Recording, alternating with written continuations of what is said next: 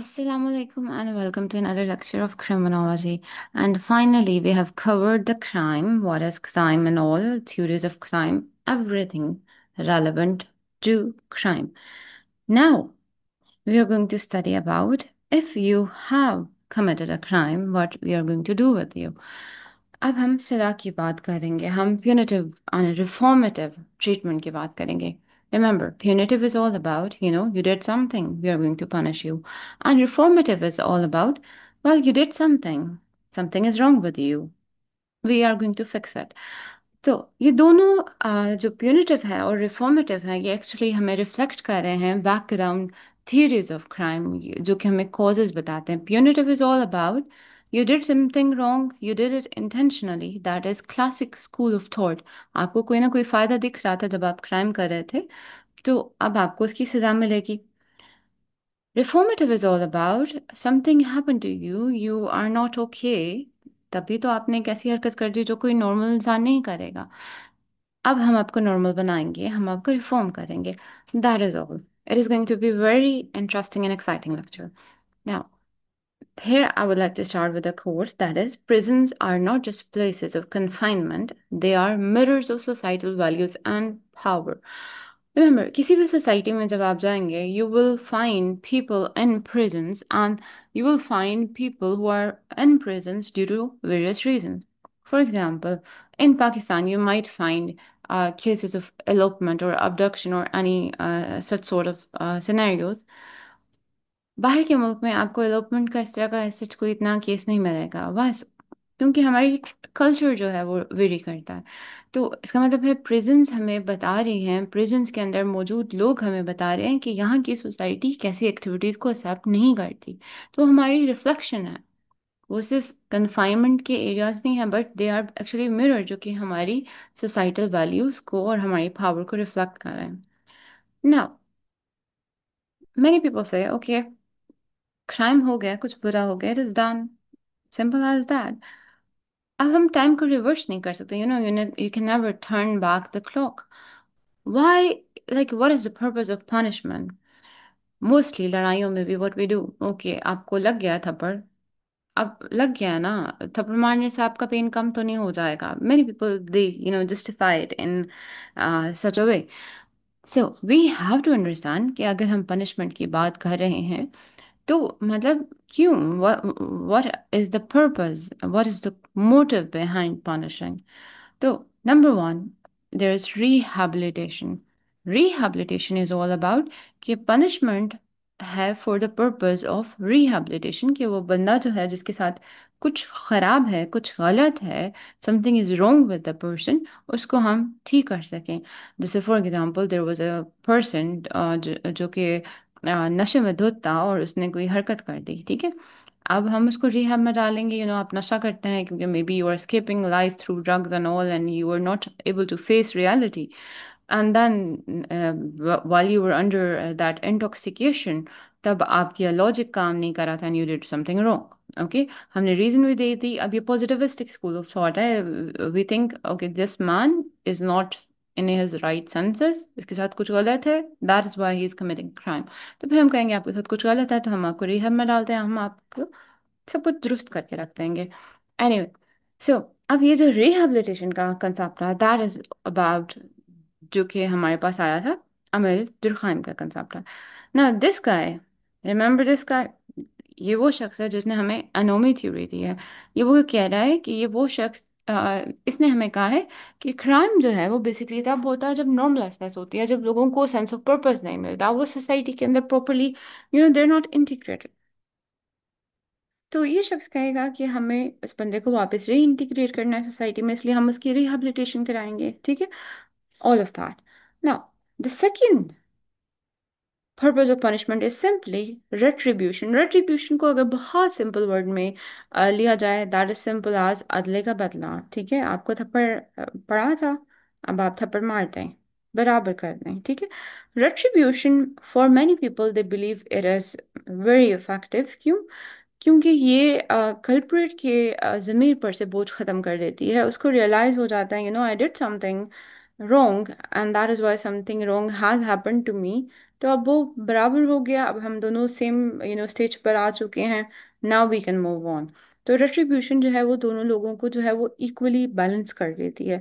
Retribution आपको future conflict और वो जो लॉन्ग टर्म ईयर लॉन्ग जो एनमिटीज होती हैं उनसे बचा देती है। तो retribution in a way is very effective.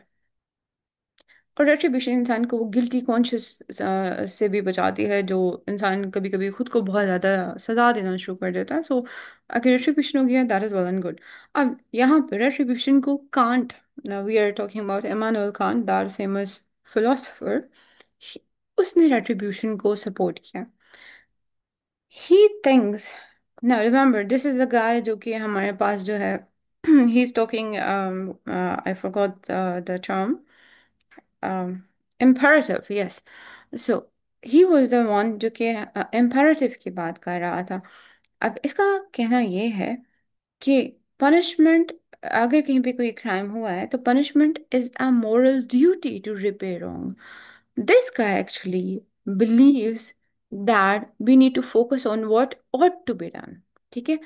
और इसका मानना ये है कि अगर आपने कोई भी एक्शन को डिसाइड करना है, should I take this action और should I not take this action, आप इस तरह से इमेजिन करें कि दिस इज द सिनेरियो, इसमें मैं जो एक्शन ले रहा हूँ, क्या मैं चाहता हूँ कि मेरी जगह पे कोई भी दूसरा शख्स होता तो वो भी यही हरकत ही करता?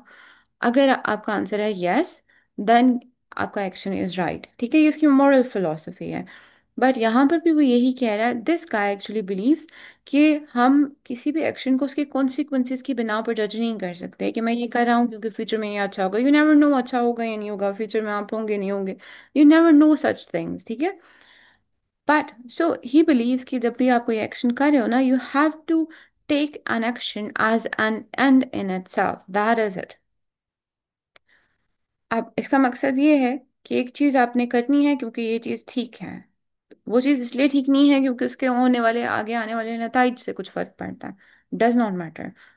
ही बिलीव्स किसी ने कुछ गलत किया है, अब आपकी मोरल ड्यूटी है कि आप रीपे करें, that is all, that is can't.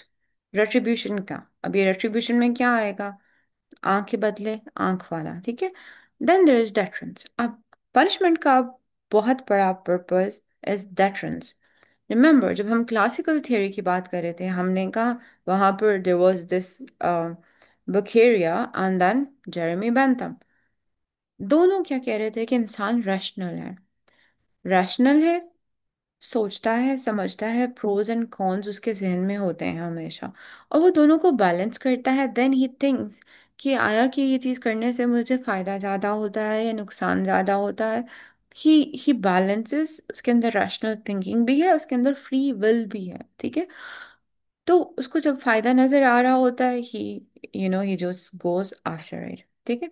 अब ऐसे सिनेरियो में जब हम बिलीव करें कि इंसान सब कुछ सोच समझ के करता है, तो फिर देन हम डेफिनेटली चाहेंगे कि नेक्स्ट टाइम अगर इंसान ऐसी कोई हरकत का सोचे ना, तो उसका नतीजा उसके जहन में हो कि मुझे पनिशमेंट मिलेगी। वो पनिशमेंट का जो ख्याल है वही इतना सनसनीखेज और खौफजदा कर देने वाला होना चाहिए कि वो इंसान का जो दिमाग में चल रहा है ना, प्रो कॉन का बैलेंस, उसमें वो कॉन्स की लिस्ट तो बहुत ही लंबी हो जाए, इतनी कि वो एज अ डेटरेंस काम करें। ठीक है।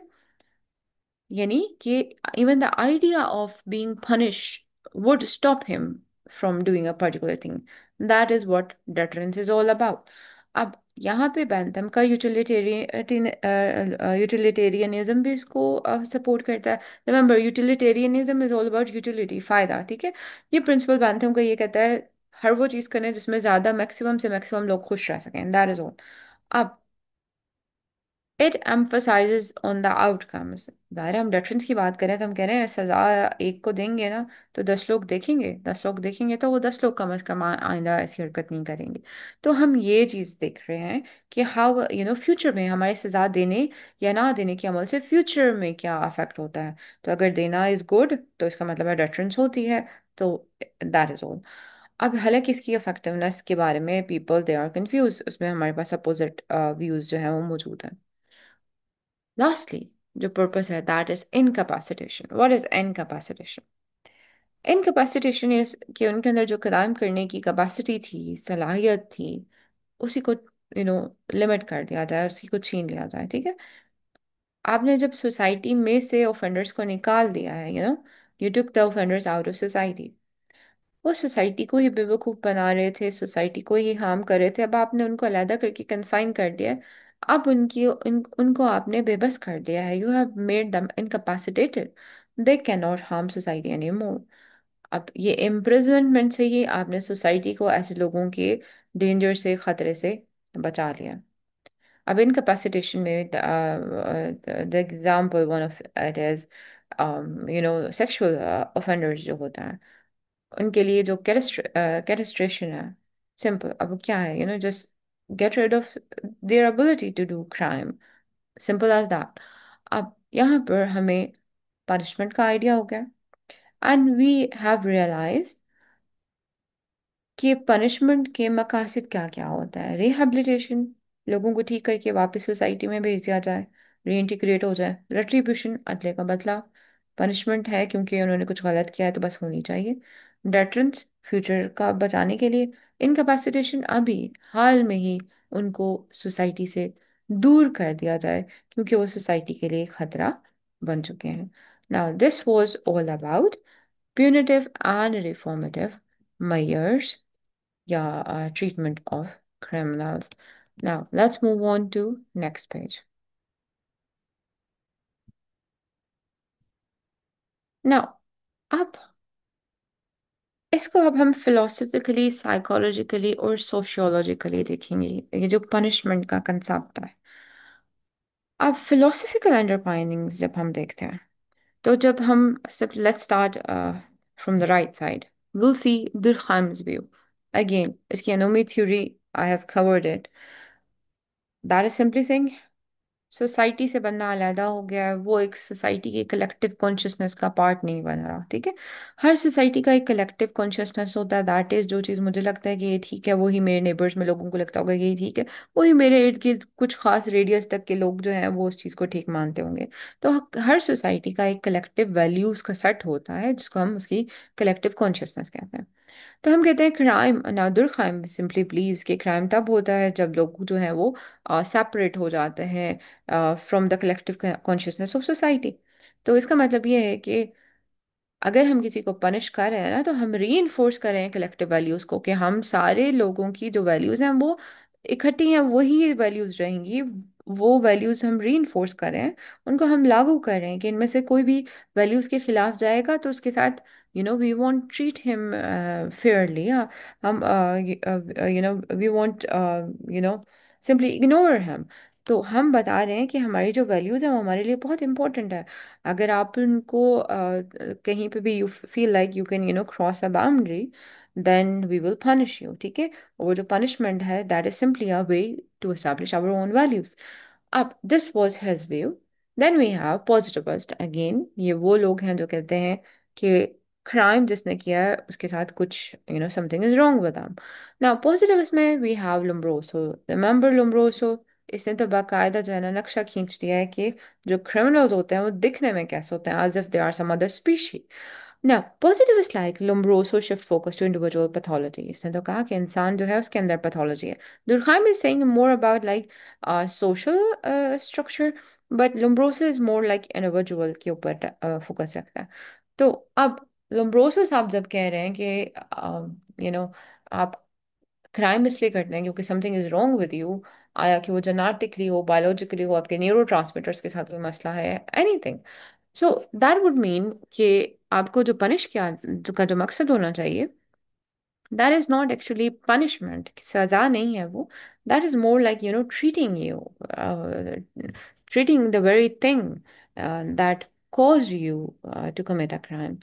Then we have Bakiri and Bantam. Remember Bakiri and Bantam again? Classical. These guys again, इनका सपोर्ट ही है, आपने रैशनल चॉइस की थी तो इस बार हम आपको, डेटरेंस के लिए बहुत ज़रूरी है कि एक मरतबा आप जो है वो मज़ा चख लें। नेक्स्ट टाइम जब आप चूज़ करने लगेंगे तो डेफिनेटली आपको ये सज़ा याद आएगी, और उसके बाद फिर आप क्राइम करने से रुक जाएंगे। Lastly, we have Foucault's. Again, he is also a philosopher. He argues punishment evolved from public spectacle to disciplinary surveillance with prisons embodying power structures. अब Foucault is basically saying, starting में, there used to be a public spectacle, even Islamically and religiously, a group of believers should be present जब especially hudud punishment दी जा रही होती है. And that is only, the purpose of that is not to, create fear among people, but the purpose of that is simply the purpose of deterrence. अब फुकोट ये कहता है कि अब ऐसे ऐसे देखें ना, तो पहले वो जो एक पब्लिक स्पेक्टेकल होता था, लोग देखने आते थे कि फलाने ने जुर्म किया, फलाने को सजा मिल रही है. द ओल्ड स्कूल जो हमने स्टोरी सुनी है, गधे के ऊपर बिठा कर मुंह काला करके जो है वो पूरा शहर घुमाते थे, something like that I heard from my grandmother. So इस तरह का. अब उसमें क्या है, the public they are watching and they are humiliating you and you are being embarrassed and all. अब वहां से चीजें हटके अब डिसिप्लिनरी सर्वेलेंस स्टार्ट हो गई है, प्रिजन है. वो कहते हैं ये जो प्रिजन वाला कल्चर है, this is all about the power structure. And again, इस कल्चर के साथ अगर देखा जाए, तो वी नो दैट कि the most powerful ones, they escape all these such imprisonments, or they roam free. So ये एक philosophical उसका व्यू था. Moving towards the next slide. Okay, now psychologically अगर देखा जाए, harsh penalties की वजह से जो है ना, लोग कंप्लायंस तो करते हैं, जाहिर है उनको मानना पड़ता है चीजें, बट अंदर ही अंदर वो कहीं ना कहीं रिजेंटमेंट रखेंगे सिस्टम के खिलाफ अपने दिल के अंदर. एंड रिसिडिविज्म, अगेन जब वो रिजेंटमेंट रखेंगे, तो डेफिनेटली उन्होंने रिजेंटमेंट दोबारा क्राइम करके निकालनी है, तो उनके अंदर वो रेसिडिविज्म भी आ जाएगा. That is psychological point of view. Psychological point of view से अगर हम इम्प्रिजनमेंट को भी देखें, तो being lonely for a long period of time can be very detrimental to human health. PTSD हो सकता है. ये भी हो सकता है कि अगर कोई first time, you know let's say occasional criminal था, वो ही इज इन जेल, और वहां पर क्योंकि उसके इर्द गिर्द में इतने सारे लोग जो है वो हार्डकोर क्रिमिनल्स फिर रहे हैं, तो ये वो एक क्राइम स्कूल वाला कंसेप्ट भी हो सकता है कि वो सीख कर आ जाएगा, क्योंकि लर्निंग थ्योरी हमें यही तो कह रही है कि क्राइम सीखा जाता है. सो साइकोलॉजिकली भी अगर हम देखे जाएं, तो this would be harmful. Psychologically अगर हम इस तरह से देखें कि वो जो लेबलिंग वाली चीज़ है वो भी हार्मफुल होती है, तो फिर again when he is in prison, तो वो देख रहा है कि डिफरेंट लेवल्स ऑफ क्राइम जो है वो लोग करके जो है वो यहाँ पहुंचे हुए हैं, तो ही वुड डेफिनेटली वो जंप करके he would go towards more um, hideous and heinous crimes. तो वो psychologically it is not very effective. Then we have social views. Social views में क्या है, पनिशमेंट रिफ्लेक्ट सोसाइटल नॉर्म्स. हमें ये पता लग गया है कि पनिशमेंट बेसिकली, हमें प्रिजन ही हमने कह दिया कि they are mirror to the social values. अब पनिशमेंट रिफ्लेक्ट करती है societal norms. However, disparities in punishment may cause or raise concern. अब punishment is important. punishment हमें बताती है, और punishment की severity हमें बताती है कि अवाम किस कदर offended हुई है आपकी इस हरकत से. Severity of punishment tells all of that. But जब अगर कहीं पे डिस्पैरिटीज हों, कुछ लोगों को जल्दी छोड़ दिया जाए, कुछ कुल के लंबे ट्रायल्स होंगे, जब इतने डिफरेंसेस आएंगे कि लोगों ने क्राइम, लेट्स से दो लोगों ने एक जैसा किया है, बट उनकी पनिशमेंट में थोड़ा फर्क आ गया, तो उसकी वजह से भी क्या होगा, मसले बनेंगे, क्योंकि अगेन इनइक्वालिटी की बात हो रही है, इनइक्वालिटी की बात हो रही है, इनजस्टिस की बात हो रही है, again resentment and all, social disorganization, again cause of crime. अब पनिशमेंट की कितनी फॉर्म्स होती हैं, like multiple forms of punishment. Punishment में हमारे पास, starting from again the right side, there is capital and corporal punishment. Capital और corporal punishment में, capital punishment, many people would, they are against it. Even when they talk about something as serious as murder, तो लोगों को लगता है, there's a famous saying that goes something like this, कि, when you kill a killer, the amount of, sorry, the number of killers in the world remain same. क्योंकि जब आपने एक कातिल का कत्ल कर दिया है, तो नाउ you're the कातिल. तो जो कातिलों की पूरी तादाद है, पॉपुलेशन है, वो दुनिया में एक जैसी ही रह जाती है. तो मतलब उनके कहने का मकसद ये है कि they are against capital punishment. Now, and corporal punishment is all about inflicting pain, on a person. अब ये दोनों जो है, they have been very common back in history. इनको एज अ पॉलिटिकल टूल भी इस्तेमाल किया गया. That is one of the drawback. Then we have probation and community service. Probation and community services में क्या किया जाता है कि you are being watched, but you're not totally confined. तो it is inspired by rehabilitation. जैसे बाहर में कम्युनिटी सर्विस के आपको आवर्स दिए जाते हैं depending on what you did. आपको इतने घंटे दिए जाते हैं कि आपने 6 महीने के अंदर ना इतने आवर्स जो है कम्युनिटी सर्विस करनी है. उसमें डिफरेंट एक्टिविटीज़ होती हैं. It could be spending time at some old age home और कुकिंग फॉर प्रिजनर्स और something like that, like multiple, even cleaning and all. So अब ये जो कम्युनिटी सर्विस है उसके पीछे जो मकसद है दैट इज़ रिहैबिलिटेशन. एंड और इसका जो वो जो करना चाह रहे हैं दैट इज़ री integrate offenders into society. And I believe it is the most effective form of punishment unless बहुत ज़्यादा कोई serious crime हुआ है. बिकॉज इसमें सबसे अच्छी बात यह है कि अगर हम कहें कि अनोमी की वजह से क्राइम होता है, लाइक लोग जो है वो पर्पसलेसनेस की वजह से क्राइम होते हैं, like we just covered it in last lecture. We call purposelessness is the you know mother of all crime. तो जब हम उन्हें कम्युनिटी सर्विस देंगे ना, they will definitely feel important and useful to the society. तो automatically उनके अंदर भी एक पॉजिटिव फीलिंग आएगी.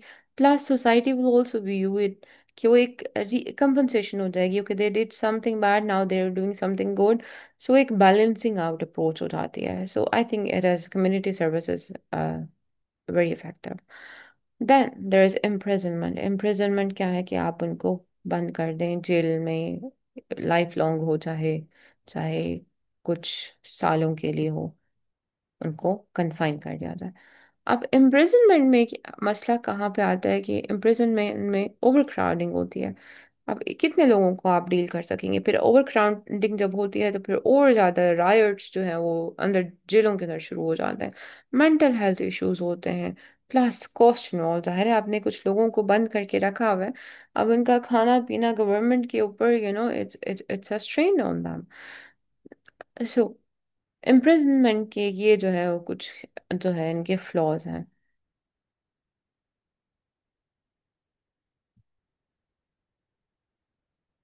इम्प्रिजनमेंट यूजुअली जो है वो इनकैपेसिटेशन का काम दे रही होती है कि आपने उन लोगों को दूर कर दिया है बाकी सोसाइटी से, ताकि ये बाकी सोसाइटी जो है वो बची जाए इनसे.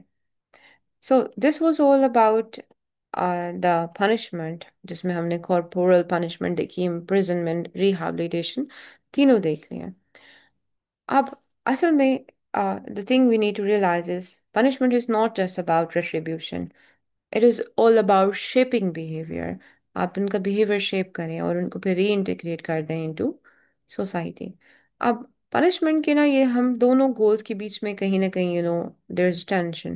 There is a punitive goal and then there is a reformative goal, कि हम उसे पनिश कर रहे हैं क्योंकि उसने कुछ गलत किया है, या हम फ्यूचर का देखना चाह रहे हैं. और कॉर्पोरल में हमें पता है whipping, flogging, all of that, especially pre-modern justice system में they were very prevalent. but अब उसमें उनका मकसद जो है वो पब्लिक शेमिंग होता था.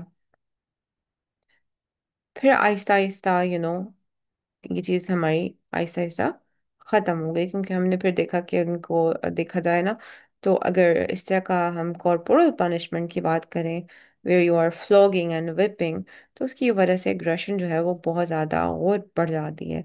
लोग जो है वो और ज़्यादा वॉयलेंस की तरफ आ जाते हैं. और फिर उन्होंने अपना वॉयलेंस किसी न किसी पे लगाना होता है, तो रेसिडिविज्म में भी चीज़ चली जाती है.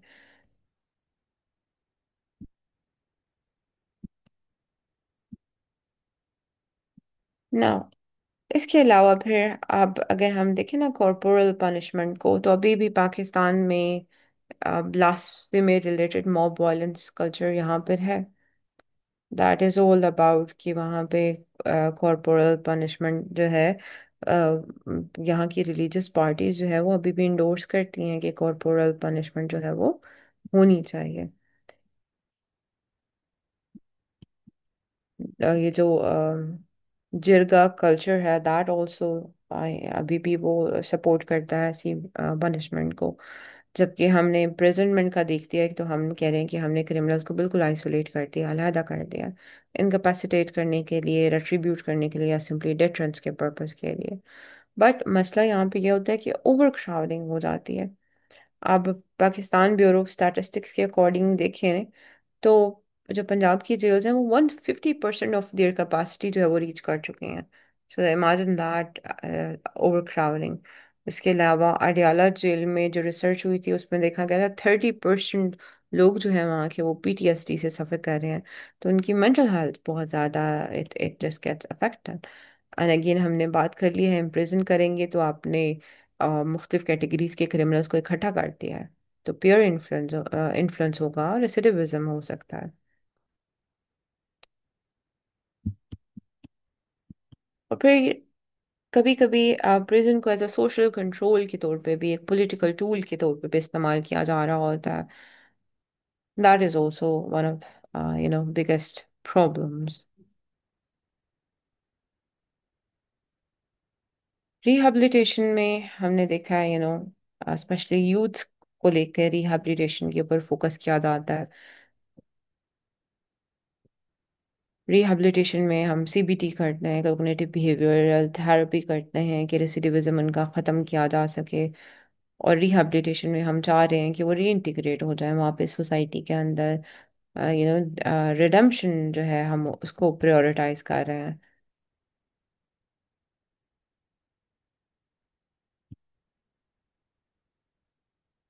अब इसमें हमने देख लिया कि सारा अगर हम कंपेयर करें ना, तो उसमें अगर हम पनिश को करेंगे फॉर पर्पस ऑफ पनिशिंग, तो फिर वो शॉर्ट टर्म तौर पे तो डेटरेंस होगी, लेकिन रेसिडिविज्म लॉन्ग टर्म में हमेशा बढ़ जाती है।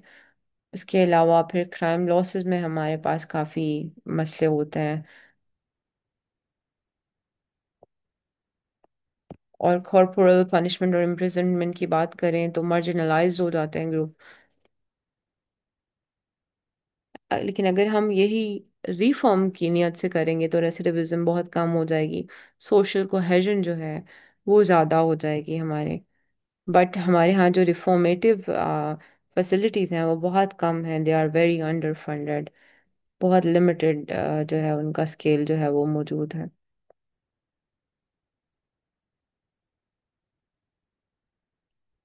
Anyway, that is all for now.